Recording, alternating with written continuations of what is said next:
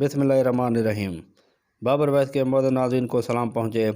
شفاء اللہ خان روکھڑی نیازی کا تعلق نیازی قبیلے سے تھا اور وہ متوسط گھرانے سے تعلق رکھتے تھے۔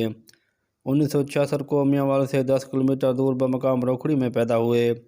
گلوکاری کے شوق میں قدم رکھنے سے قبل شفاء اللہ خان روکھڑی پنجاب پولیس میں ملازمت کرتے تھے، تاہم خواہش ان کی گلوکار بننے کی ہی تھی۔ گلوکاری کے شوق کو پورا کرنے کے لیے انہوں نے پولیس کی ملازمت کو خیر باد کہہ دیا۔ باقاعدہ طور پر گلوکاری کے میدان میں 1984 میں قدم رکھ دیا۔ شفاء اللہ روکھڑی 10 سال تک گلوکاری میں محنت کرتے رہے اور 1995 میں اپنا پہلا البم ریلیز کیا جو انہیں کامیابی کی بلندیوں تک لے گیا۔ فوک گلوکاری ان کی پہچان بنی۔ عطاء اللہ خان عیسیٰ خیلوی کے بعد ملکی سطح پر میوالی کی پہچان بنے۔ گلوکاری میں ان دنوں ان کا اپنے ہی بیٹے ذیشان روکھڑی سے مقابلہ تھا۔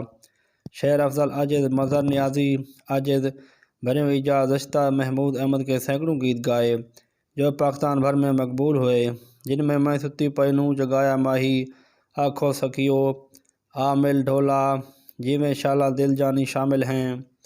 شفاء اللہ خان روکھڑی اور ان کے بیٹے ذیشان خان روکھڑی نے موسیقی میں اپنا نام پیدا کیا اور سوشل میڈیا پر ان کے سبسکرائبر کی تعداد لاکھوں میں ہے۔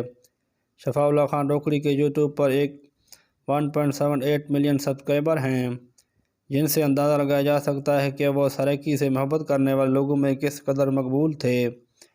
29 اگست 2020 کو راولپنڈی کے نجی اسپتال میں بعارضہ قلب وفات پا گئے۔ نماز جنازہ اور تدفین ان کے آبائی علاقہ روکھڑی میں کی گئی۔ مسلم کالونی کے قبرستان میں سپرد خاک کیا گیا۔ انہوں نے پسماندگان میں بیوہ، 4 بیٹے اور 1 بیٹی چھوڑی۔ ان کا ایک بیٹا ذیشان روکھڑی بھی سرائیکی گلوکاری میں اپنی پہچان رکھتا ہے۔ آخر میں آپ لوگوں سے گزارش ہے کہ ہمارے چینل بابر ویس کو لازمی سبسکرائب کر دیں۔ شکریہ۔